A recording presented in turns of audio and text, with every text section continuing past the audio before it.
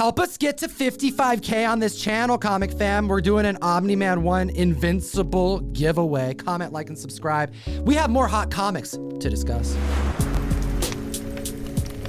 Comic Fam, it's that time again. We have the runners-up list, comic books that broke records but didn't have enough sales to make our Hot 10 gem. Hit them with number 10. Coming in at number 10 on the list, we have Amazing Spider-Man issue 55. This is iconic, classic cover by John Romita Sr., and we have a CGC 7.0 to report on. It sold for just $240 back in April. This recent record breaker sale puts it up 67%, now selling for $400.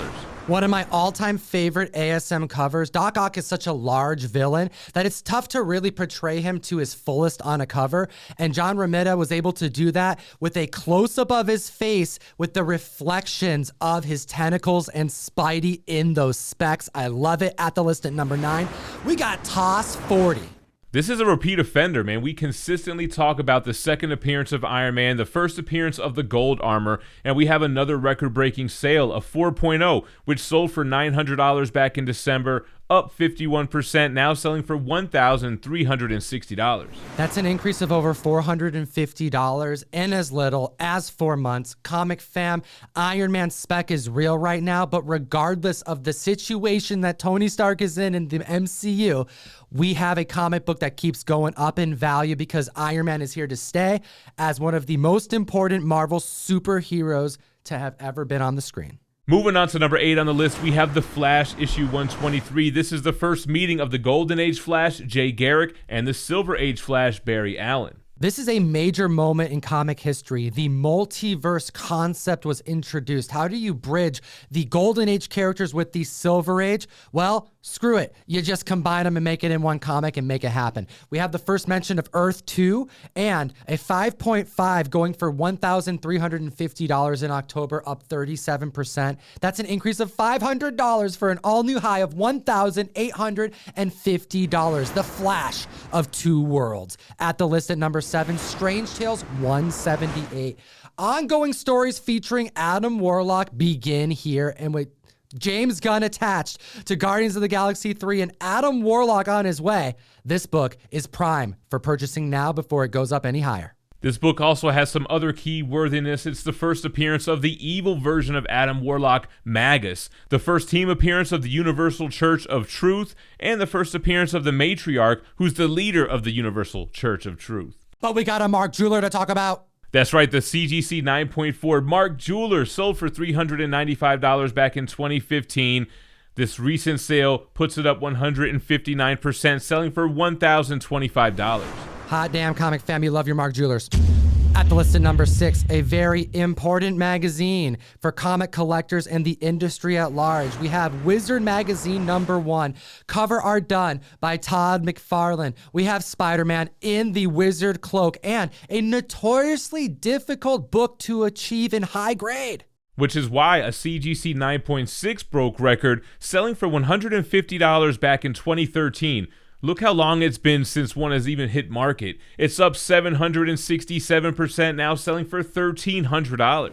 A legacy character done on the cover by an iconic, legendary artist, Todd McFarlane. It makes sense why this magazine is now risen to extreme key status. At the list at number 5, Uncanny XMen number 6. Namor spec continues in Gem. Are you just feeling better by the day? Especially since I just received the 4.5 back from the CGC reholder process unscathed. So yes, I'm very happy. And yeah, keep on bringing the Submariner rumors for me.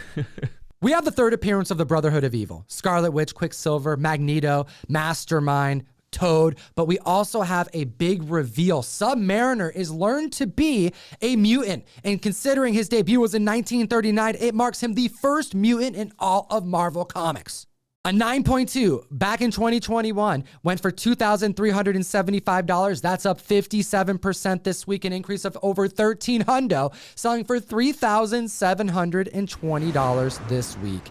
At the list at number 4, Fantastic Four issue number 67. What lurks behind that beehive? That's right, this is the cameo and origin of him who would later become Adam Warlock. All his keys are on fire. This is probably the second best one to own. A CGC 9.4 went from selling from $3,120 in December, up 54% to now $4,800. Now, Jem, we found out about Adam Warlock being introduced into the MCU around the same time the rumors started becoming super hot about Submariner. What made you put money towards Submariner spec over Adam Warlock? I'm curious. I just felt like I already missed the Adam Warlock boat. I mean, there's still room. We're seeing him appear on these lists week after week, but I just felt like Namor was more of an unknown that would have to eventually happen. So that's why I went with Submariner. It sounds like you expect Namor to make a splash.